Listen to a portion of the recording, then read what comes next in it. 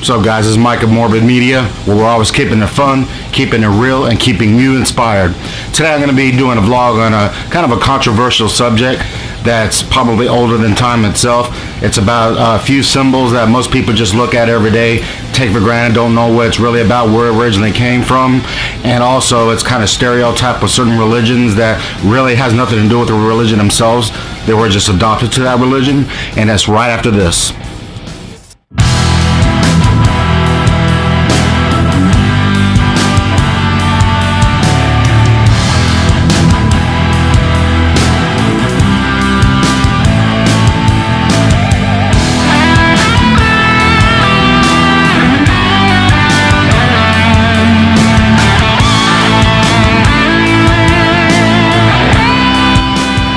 Okay, guys, one of the symbols is the pentagram, and it's right behind me up here, as you can see, which is a very, very sacred and important symbol to us pagans. But it goes way deeper and more beyond paganism, and most people think that it's associated with Satanism. Well, we'll get into that in just a moment. But for right now, we're going to get into the pentagram itself, which is the main topic right now. And most of the time it's done with a circle and a star, and a 5-point star in the center. The pentagram is usually associated with the word pentacle, which penta stands for 5 points, which is I think a Greek word. If I'm wrong, correct me, but I believe it is Greek from what I've researched, and which is a 5-point star. Now, its original origins was actually dated back thousands of years BC, well before Christ, well before the biblical times. And it originally started off with the planet Venus and her transit around the zodiac sign, which takes around 8 years, I believe. It takes 8 years for Venus to make her transit all the way around the entire solar system, and it actually creates a perfect geometrical pentagram that's almost like a flower shape, but it's still a 5-point star. Okay, now a lot of different traditions and religions in the world sees a pentagram in different ways. It was originally designed to represent love and protection against hate and negative energies and such, because Venus was actually in the Greek pantheons was considered the goddess of love. Okay, the goddess of music, the goddess of beauty, things of that nature, things that are just pretty much positive. And a lot of people think that, you know, it is considered something negative, like satanic and whatever. So, but that's not what the issue is here. And a lot of other pagan religions actually see the pentagram as being associated with different elements, and us pagans usually see it that way as well. The first element is spirit, and which is the top point of the 5-point star. Okay, and going clockwise is usually associated with water on the right hand side of the pentagram, and on the lower right hand side is associated with fire, and the lower left hand side is earth, and the far left hand side is associated with air. So spirit, water, fire, earth, and air is what these 5 points represents to most pagan traditions in the world, and we can all pretty much agree on that. Now, the Asian people are, you know, Chinese, Japanese, those who are of esoteric knowledge, associated not only with that, but also with certain other elements such as wood, metal, gold, silver, moon. I mean, they got different types of, so there's different variations with the pentagram, and one of the most common associated with the pentagram is actually mathematical. Yes, it's mathematical. It is associated with the golden ratio, also known as the golden mean. And I don't know nothing about math. I mean, I know how to, you know, math, but I mean, I'm just saying I don't know that. I don't go that deep into math to sit there and explain to you exactly what the golden ratio really means. However, I have included a link down in the description of different sites that you can actually research what it really is all about for those mathematicians out there that I know looking at me like I'm stupid, and I am stupid on that. So just look at what I provided for you on the link so you can understand it better, so you know that I at least provided you with that information. Another thing, the 5-point star is also considered the endless knot. And what that means is that you can actually draw the 5-point star without lifting the pen off of the paper, as well as the circle. Now, the circle is an entire different meaning, but yet it's still similar. Some people say it represents the womb of the mother, and the star as a microcosm of man coming out of the womb. or it could represent the. Some people say it represents the sun, represent where the star is the feminine part and the sun being the masculine part, kind of like the yin and yang concept. Well, whatever meaning you choose to associate with, you're right.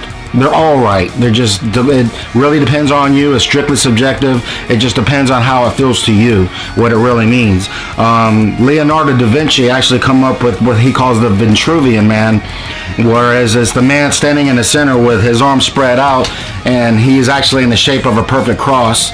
And plus, and then another version of himself standing behind or in front of himself, intertwined yet, and his legs spread out and his arms spread in a different manner, almost like a MC, what do you call it, YMCA type look. Well, anyways, you can see it. So now I'm not going to get into all that, but I can really show you that Leonardo da Vinci knew exactly what he was talking about, because he was also into the esoteric knowledge and was also a Freemason from what I've researched. So anyways, going back to the pentagram, just like the star, you can actually take the circle and you can draw the circle without lifting the pen off the paper, and it actually the drawing ends where it begins. Same thing with the pentagram. The pentagram ends where it's created. As soon as you put that pen on the paper and start drawing it, the drawing is not complete till it returns to where it began. So that brings up another subject, karma. And the pentagram has often been associated with karma, and that's actually where it's associated with me the most. Is everything always ends where it begins. Everything where something has started, it comes back to you. So when you draw the pentagram or the circle, that's exactly what that means to me. That everything I send out comes back to me 3 times more or more. So always remember that. Same thing with the cycles of life. You know, the sun rises in the east and sets in the west, and the next day it does the same thing, and the day after that. The Bible refers to those things as what's bound in heaven is bound on earth. What's done above is done below. As above, so below. That's one of our major pagan tradition sayings that we use for most of our rituals. And I'm not saying witchcraft or anything like that, but it has been known to be associated with witchcraft as well, because most pagans or Wiccans actually end or begin their spells and stuff like that with as above, so below. What is bound in heaven is bound on earth. Everything comes with dualities: above, below, in and out, left and right, male and female, masculine and feminine, forward, backward. It's really all the same thing. So a lot of people see the inverted pentagram as being satanic, and really that's not true. In pagan traditions, the inverted pentagram was actually associated with introspection. Normally you cannot ascend or you cannot be elevated until you descend, and inverted pentagram usually represents going inside yourself, conquering your inner being, your inner self. And once you do that, you can actually have true peace, because once you've conquered your demons, once you've conquered your inner monsters, your inner desires that cause you to fail, that cause you to have problems in life, then you can be elevated to a higher plane. You can actually evolve into a higher being, and that's where the upright pentagram represents, is the higher being. So there's so much into this subject. I could sit here all day long with all kinds of things about the pentagram, this beautiful, most awesome, most sacred symbol. And another person that actually introduced the pentagram to the world was Pythagoras. Pythagoras was a leader, a very, very, very highly respected person who actually invented most mathematical solutions and equations and stuff. I also provided a link in the description about Pythagoras and what he means to the mathematician world, and what his knowledge and intake is on the pentagram and the golden ratio. So you can research that on your own, because we'll be here for 10 weeks trying to explain all that to you, and I ain't got the patience for that. So you guys can check that out as well. But Pythagoras was really, really regarded women as sacred. I don't like to use the term feminist, but he was a man that regarded women to very, very high esteem, and I really, really love him for that, because I do the same thing for more than just one way, ladies. So, anyways, but yeah, you can research that on your own time. And another thing you're going to notice is that pentagrams are drawn or created in many different ways. You have You have different symbols for different religions in the world that associates them in different ways.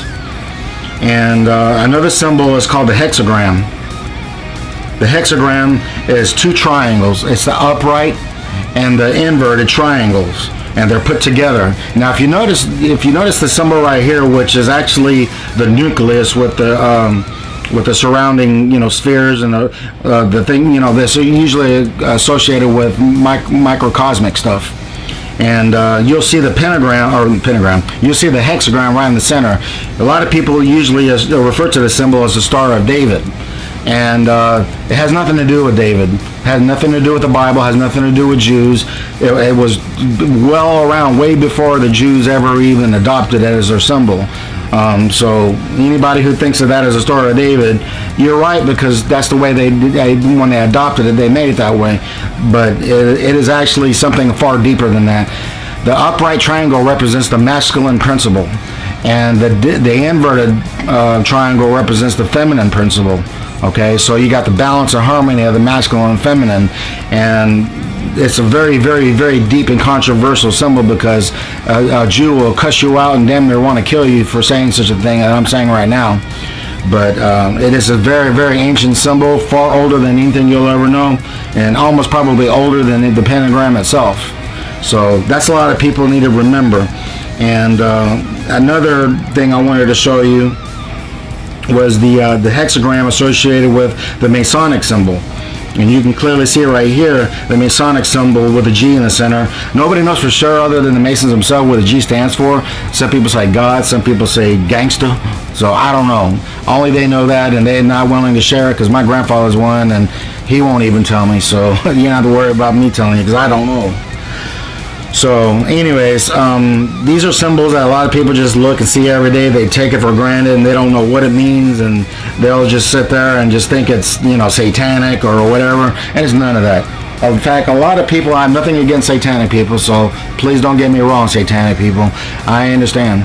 But most satanic people will actually take these sacred symbols and invert them, because it's a mockery to that particular religion or whoever they're associated with. But not all of them do that. Only some of them do.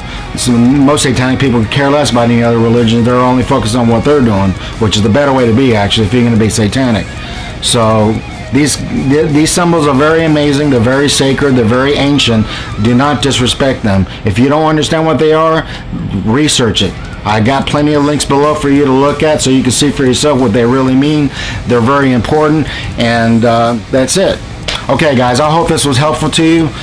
Please hit the thumbs up, subscribe, and please show love and support for Morbid Media. I really need you guys. Thank you so much. Peace.